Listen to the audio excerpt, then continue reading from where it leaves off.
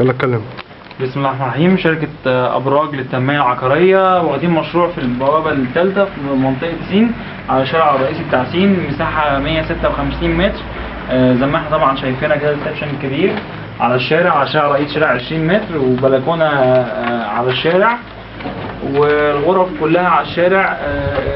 فيو رائع. ده الشارع الرئيسي بتاع البوابة الثالثة. ده الشارع الرئيسي بتاع البوابة الثالثة، شارع 20 متر.